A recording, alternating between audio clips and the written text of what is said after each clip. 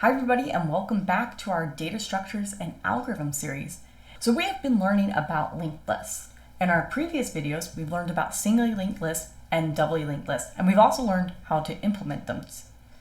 Now we can take the concepts of singly linked lists and doubly linked lists and apply that to some more types of lists. So in this video, I'm going to review circular lists, skip lists, and self-organizing lists. So let's start learning. So the first list I'm going to talk about is circular lists. A circular list is a linked list where all the nodes are connected to form a circle. These linked lists can be singly circular linked lists, or they can be doubly circular linked lists. Unlike our singly linked lists and doubly linked lists, where we had to keep track of the head and the tail, the implementation of a circular linked list only requires one permanent pointer. And that pointer is the tail, or the last element that's inserted, because you can take the last element that's inserted and look at the next element, and that is the head of the list. The advantages of a circular linked list is that any node in that list can be a starting point. Basically, we can traverse the entire list from any node that's in it just by starting at that node, going through the entire list, and we stop when we meet that node again. Circular linked lists are really useful for implementing queues. We just keep track of the last node that was inserted in the list, and to know which one we are going to service, we just grab the next element of that. Another thing is that circular linked lists are useful in applications that repeatedly go around a list. So for example, when multiple applications are running on a PC, the operating system services the applications in the list. The operating system basically cycles through the list, and it gives a slice of execution time to the next item in the list. And when they finish that execution time, they have to wait until the CPU is free again, which it traverses through the list, for that application to get time again. It's really convenient for operating systems to use a circular list, because when they reach the end of the list, they just go back to the beginning of the list. But the simplicity of the circular linked list can cause some disadvantages. Just like when we learned about implementing a singly linked list, a singly circular linked list requires a loop to locate the predecessor of that node. So you have to loop through the entire list to find the previous node. That can be solved by implementing a doubly circular linked list, which is a little bit more complicated, but it can be done. Another thing that is a disadvantage for a singly circular linked list is the reversal of the list. This can be again solved with using a doubly linked list, where you can form two rings or circles, one that goes forward through the list and then one that goes backwards through the list. The biggest drawback about linked lists is that they're sequential in nature. Basically what I'm saying is that when you search for a particular element in the list, you have to go through every element in the list until you find that item. We can solve this problem by doing some self-organizing list, which we'll learn about next, or we can use a variation called a skip list.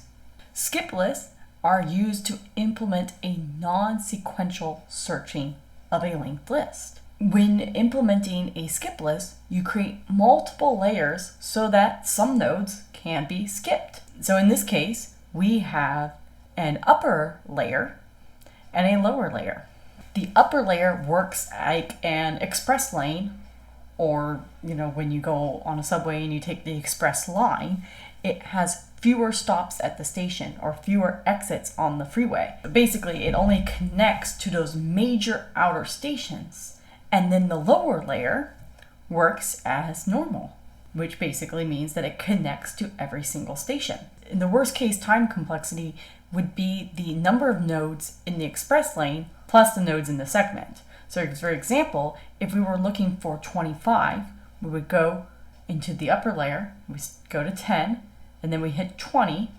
And that's the layer that we would go down into. So we go to 20, 21, 25. So skip list is just another way that we can look for elements in a list. Now, let's talk about self-organizing lists. So as I mentioned before, skip lists were introduced as a technique to speed up the process of searching for elements in the list. Another technique is our self-organizing list, where when an element in the list is accessed, the list dynamically reorganizes itself. So there are several ways to dynamically reorganize lists as they are used. So I'm going to give you 4 examples, all in the case where we are accessing the D node. So in the first example, we have move to front. In move to front, when the node is found, the target node is then moved to the front of the list. So in this case, when D is found, it is moved to the front of the list and becomes the new head of the list. In transpose, when the element is found, it swaps its position with its predecessor. So in the case when D is found, it swaps its position with C. In count, there is an extra element stored on the node, and that is the count of every time that node has been accessed. Basically, the count gets incremented every time the node gets accessed. So you have an additional element that keeps track of the count of the node, and it increments when it's found. So in this case, A is 3, B is 1, C is 1, and D is 1. When D gets found, its count gets incremented to 2, and it reorganizes the list based on the count. Finally, the last example is ordering. So ordering is when the list is ordered based on the natural nature of the data. So it actually doesn't change when the node is accessed. The list changes when data is inserted into the list. In this case, we're showing when D is accessed, nothing changes. But this list would change order when F is inserted. Then it would make sure that it organizes itself to be A, B, C, D, F. So now you've learned about linked lists in data structures. You've learned about singly linked lists, doubly linked lists, circular lists, skip list, and self-organizing lists. You can take the examples of when we implemented singly linked lists and doubly linked lists and take that a step further to implement the circular linked lists and skip lists, as well as the self-organizing lists. So use that to practice so that you understand lists completely.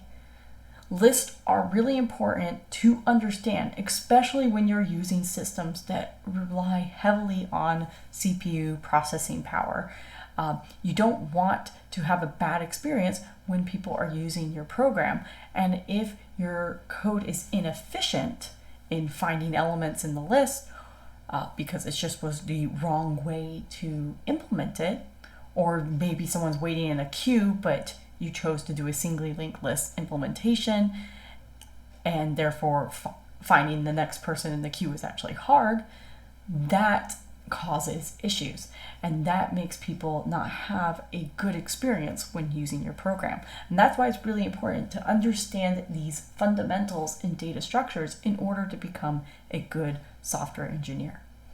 So if you liked what you saw, please remember to subscribe to my channel so that you can get notified of more data structures and algorithm videos and anything else that I may upload.